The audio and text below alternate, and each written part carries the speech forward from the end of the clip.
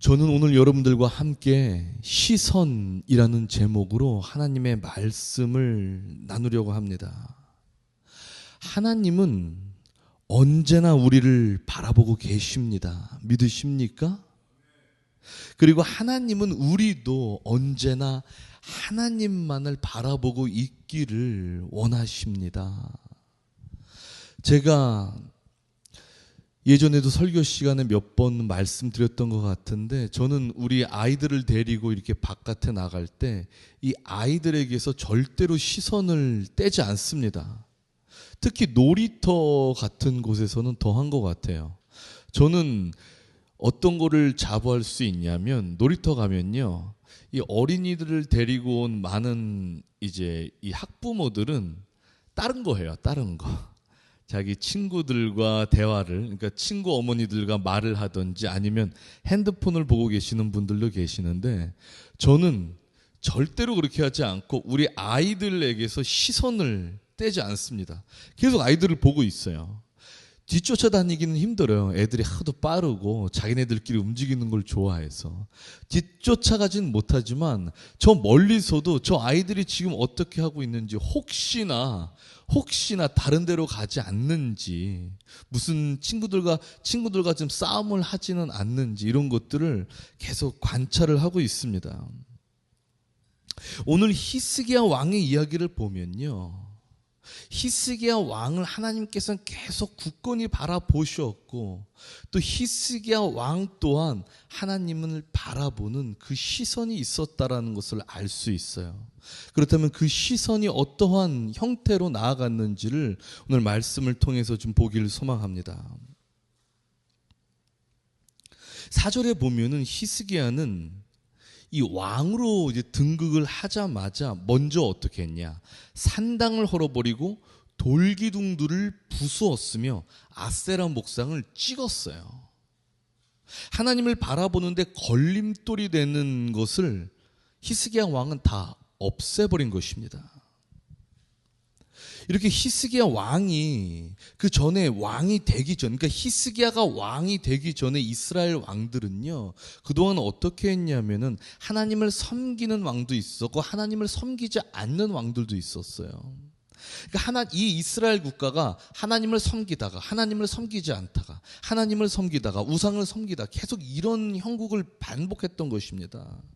그것을 반복하면서 결국 이스라엘 땅 안에는 우상을 섬기는 산당들이 생겨나게 돼요.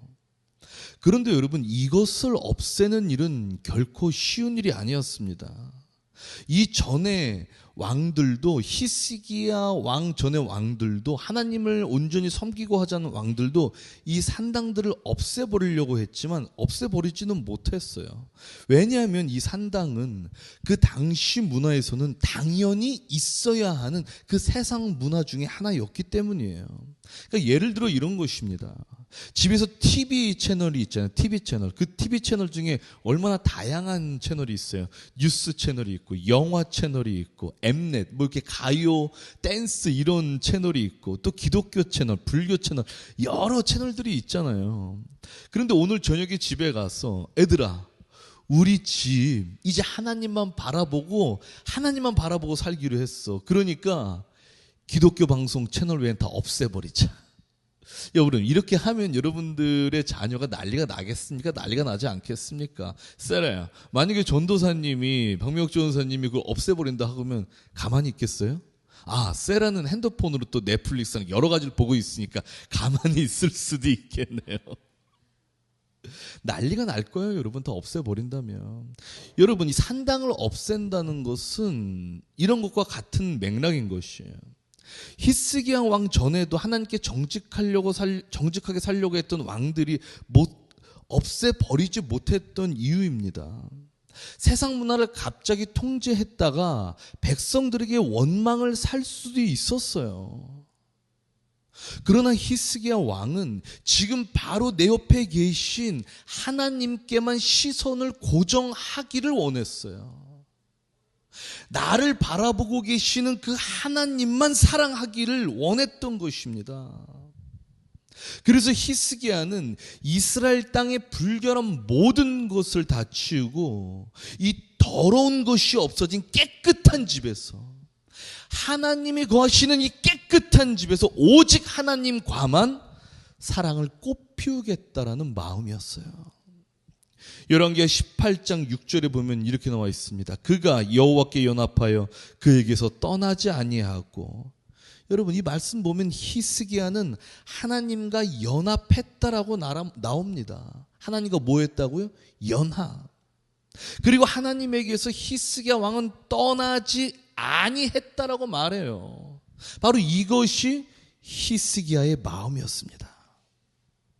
그의 마음은 지금 내 옆에 계신 오직 하나님에게만 있었다라는 사실이에요.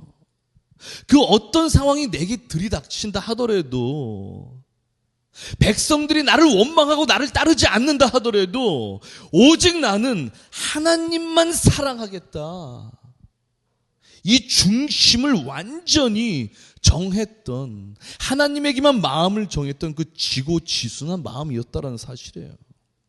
여러분, 이 마음을 지닌 히스기야 왕을 5절에 보면 이렇게 기록되어 있습니다. 그의 전후 유다 여러 왕 중에 그러한 자가 없었으니.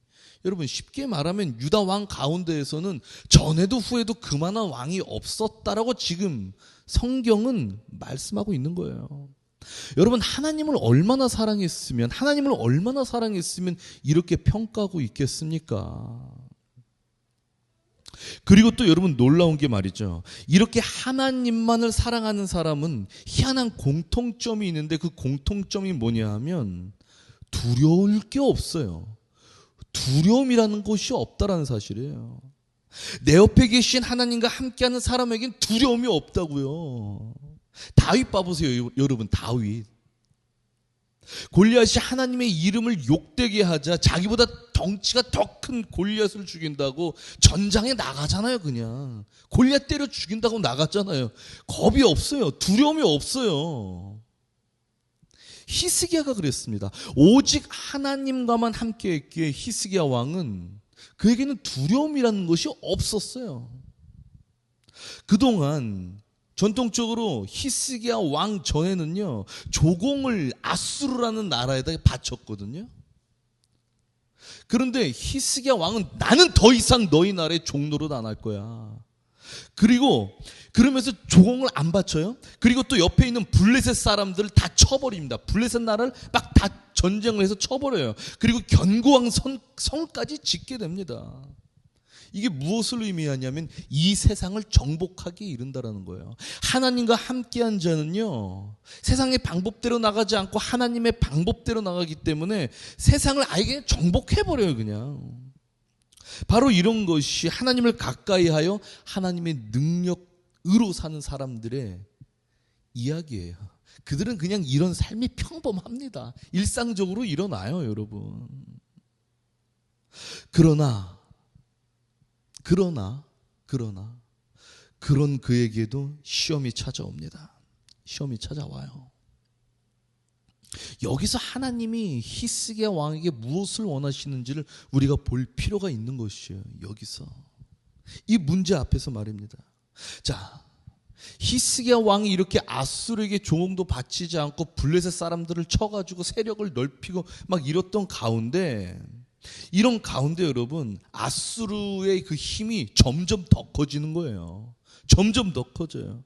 그래서 히스기야 왕이 남유다 왕이었는데 분단 국가, 이 반대편 북이스라엘, 그 북이스라엘을 함락시켜 버립니다. 아수르가 멸망시켜요. 그리고 남유다 히스기야 왕에게 이 아수르가 찾아와서 말합니다. 야, 너도 나한테 굴복해라. 야, 네 동포 북이스라엘 내가 함락시켰어. 너도 나한테 굴복해. 여러분, 이 아수르의 세력이 그 당시 상상 초월했을 정도였다니까요. 이스라엘 분단 국가인 북이스라엘까지 함락시켰으니 그 위력이 얼마나 겁이 그 위력이 얼마나 셌겠어요.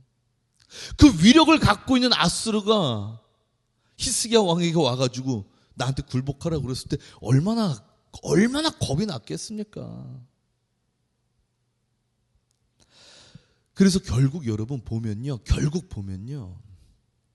히스기야 왕은 아수르 왕이 요구하는 금은을 내어줍니다. 금은을 내어줘요, 여러분. 그래도 아수르는 다시 또 히스기야 왕에게 사신을 보냅니다. 사신을 보내서 야, 너 완전히 굴복해. 그냥 완전히 굴복해버려라. 조공 바치는 거 다 필요 없어. 너 완전히 끝내버릴 거야. 내가 나한테 무릎 꿇고 완전히 굴복해. 그렇게 그런 걸 종용합니다. 18장 20절에 보면 아수르의 사신은 유다 국가의 대신들에게 말합니다. 너희는 전쟁을 할 전술도 없고 군사력도 없으면서 입으로만 전쟁할 수 있다고 생각하느냐? 빨리 굴복해라. 여러분, 얼마나 심한 모욕이에요. 아수르의 사신들은요, 지금 남유다에 찾아와서 이렇게 굴욕을 주는 것에서 끝나지 않고 이제 백성들에게 직접 말하기에 이릅니다. 뭐라고 말하냐면, 우리 아수르가 너희를 멸망시킬 것이다. 너희들 그 전에 항복해라. 우리가 들어오면 그땐 너희들은 죽음뿐이다. 여러분, 이게 원래 국가 대 국가 관계면은 왕에게 말하든지 왕의 신하들한테 말해야 되는데, 이놈의 아수르 국가의 이 사신들은 얼마나 버릇이 없었냐면 백성들에게 직접 말을 하고 있다니까요. 백성들에게 완전히 히스기야 왕의 그 명예를 땅바닥에 내려놓은 거예요. 히스기야 왕은 19장에 이 말을 전해 듣습니다. 이 말을 얼마나 절망스러웠겠어요. 그래서 히스기야 왕은요, 울분을 참지 못하여서 옷을 찢고 굵은 배를 두르고 완전한 절망에 휩싸여서 하나님을 만나러 성전으로 올라갑니다. 왜 올라가겠어요? 하나님의 도우심을 구하러 올라가는 거죠. 그런데 히스기야의 이 울부짖음에 하나님은 그 선지자 이사야를 통해서 19장 6절에 보면은 두려워하지 말아라. 히스기야한테 전해, 두려워하지 말라고. 내가 아수르 다 죽여버린다. 이렇게 말씀하십니다. 여러분, 그런데 그렇게 하나님이 말씀하셨으면 당장 없애버려야 될 거 아니에요. 그러나 전혀 변화될 기미는 없고 오히려 아수르의 협박은 더 심해져요. 히스기야는 다시 15절에 하나님께 부르짖습니다. 하나님을 붙들어요. 하나님께 나아간 것이에요. 하나님 여호와여, 주는 천하 만국의 홀로 하나님이십니다. 주께서 천지를 창조하지 않으셨습니까? 여호와여, 귀를 기울이소서. 내 목소리에 귀를 기울이소서. 여호와여, 눈을 떠서 나를 보시옵소서. 우리를 이 수렁에서 구원하소서. 우리를 구원하시면 천하 만국이 주 여호와가 홀로 하나님이신 줄 알리이다. 이렇게 막 몸부림을 치면서 오직 하나님만을 히스기야는 바라봅니다. 제가 새벽에 시편을 묵상하면서 여러분, 다윗과 히스기야의 공통점이 여기서 나와요. 여기서 뭐냐면 이들은 절대 포기하지 않는다라는 거야. 막 부르짖었는데 부르짖은 게 응답이 안 돼도 절대 포기하지 않고 또 부르짖어요. 그래도 변화되지 않잖아요. 그러면 또 부르짖어요. 어떻게 부르짖는 줄 알아요? 감사하면서, 하나님을 찬양하면서 부르짖어요. 계속 하나님을 부르짖어요. 이런 부르짖음 속에 하나님이 결국 히스기야 왕에게 응답하십니다. 하나님은 열왕기하 19장 22절에 이렇게 나와 있어요. 아수르 왕에게 말씀하시는 장면이 나와요. 아수르 왕에게. 자, 제가 한번 읽어드릴게요.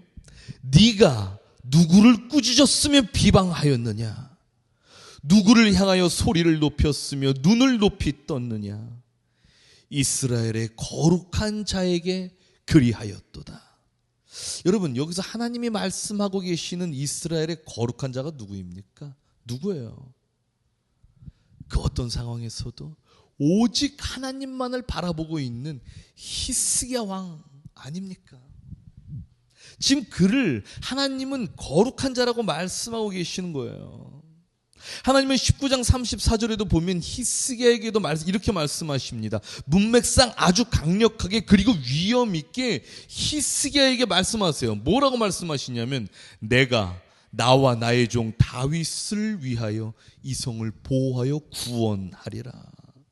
새 번역으로 보면요, 하나님의 마음이 더 잘 읽힙니다. 새 번역을 제가 한번 읽어드릴게요. 나는 내 명성을 지키기 위해서라도 이 도성을 보호하여 구원하고 내 종 다윗을 보아서라도 그렇게 하겠다. 그리고 바로 다음 절인 35절에 보면 하나님의 천사가 직접 아수르 군의 진영에서 18만 5천 명을 그냥 죽여버립니다. 그리고 히스기야 왕을 그렇게 괴롭혔던 아수르의 사내들이 왕은 자기 궁에 들어갔는데 자기 궁에 들어가서 자기 아들에 의해서 죽어요. 아들에 의해서. 여러분, 저는 이 말씀을 보면서 이런 질문을 여러분들에게 하고 싶더라고요.